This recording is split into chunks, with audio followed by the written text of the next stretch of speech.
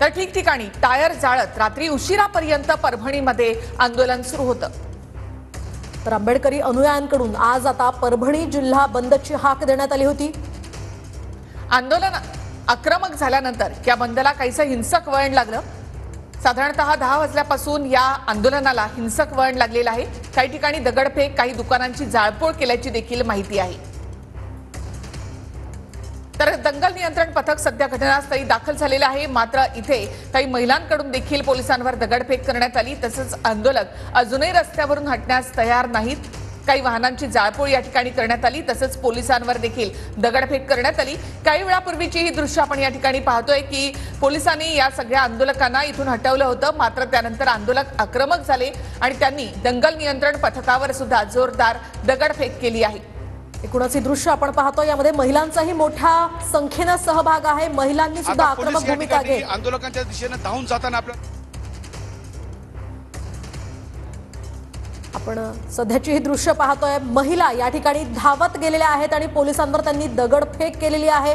एकूणच परिस्थिती आता ही परभणीतली हाताबाहेर गेली आहे। आक्रमक आंदोलकांनी जी काही दुकानं त्या ठिकाणी सुरू होती ती दुकानं पेटवल्याची माहिती मिळते आणि या सगळ्या आंदोलकांना पांगवण्यासाठी पोलिसांची चांगलीच दमछाक झाली। जमावाकडून पोलिसांच्या दिशेने दगडफेक केली गेली।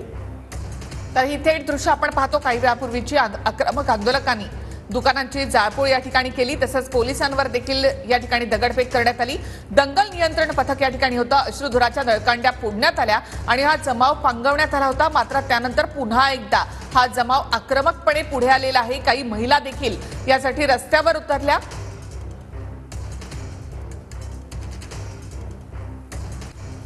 तर या संदर्भात बोलण्यासाठी आपल्यासोबत आनंदराज आंबेडकर जी आहेत। आनंदराज जी, आपण पाहतो एकूणच आक्रमक या ठिकाणी हा जमाव झालेला आहे। पोलिसांना सुद्धा त्यांना पांगवण्यासाठी मोठी कसरत करावी लागते। कसं पाहता या सगळ्या घटनेकडे? नाही, अत्यंत दुर्दैवी आहे, अत्यंत निषेधार्थ गोष्ट घडलेली आहे। संविधानाचा अनादर करणाऱ्यांना माझं सरकारला सांगणं आहे की अशा लोकांवर राजद्रोहाचा गुन्हा दाखल करा आणि ताबडतोब ऍक्शन घ्या।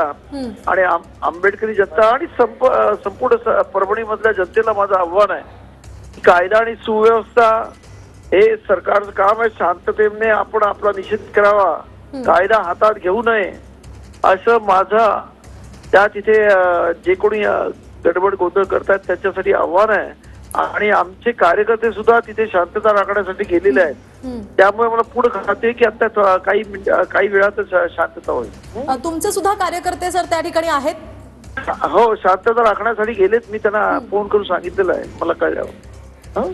एकूणच धन्यवाद आनंदराज आंबेडकर जी दिलेल्या या प्रतिक्रियेसाठी। आपण पाहतो या ठिकाणी रिपब्लिकन सेनेचे सुद्धा कार्यकर्ते आहेत जे या जमावाला शांत करण्यासाठी गेल्याची माहिती आनंदराज आंबेडकरांनी TV9 मराठीला दिली।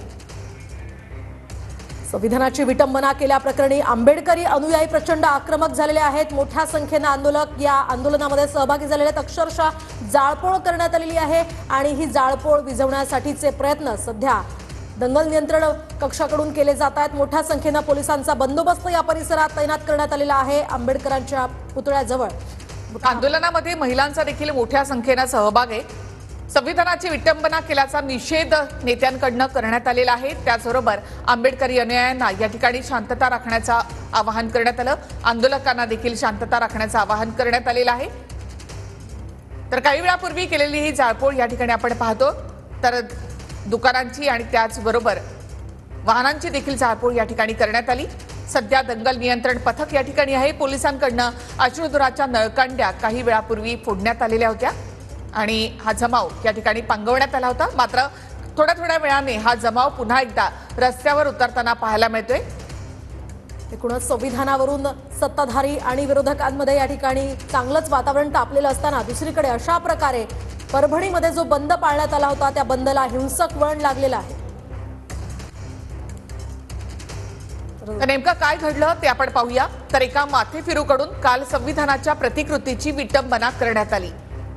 तर संविधानाच्या प्रतिकृतीची विटंबना करणाऱ्याला उपस्थितांनी चोप दिला आणि त्यानंतर पोलिसांच्या ताब्यात दिलं।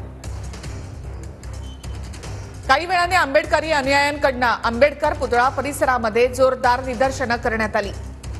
तर आंदोलकांनी काल मुंबईला येणारी नंदीग्राम एक्सप्रेस सुद्धा अर्धा तास रोखून धरली होती। ठिकठिकाणी टायर जाळत काल रात्री उशिरापर्यंत परभणीमध्ये आंदोलन सुरू होतं. तर आंबेडकरी अनुयायांकडून आज परभणी जिल्हा बंदची हाक देण्यात आली होती. आंदोलक आक्रमक झाल्यानंतर या बंदला हिंसक वळण लागलं. तर काही ठिकाणी दगडफेक सुद्धा झाली, काही ठिकाणी दुकानांची जाळपोळ केल्याची सुद्धा माहिती मिळते. तर TV9 मराठी सातत्यानं या ठिकाणची सगळी दृश्य आपल्यापर्यंत पोहोचवत आहे. आग आटोक्यात आणण्याचा प्रयत्न अग्निशमन विभागानं या ठिकाणी केलेला आहे. रस्त्यावर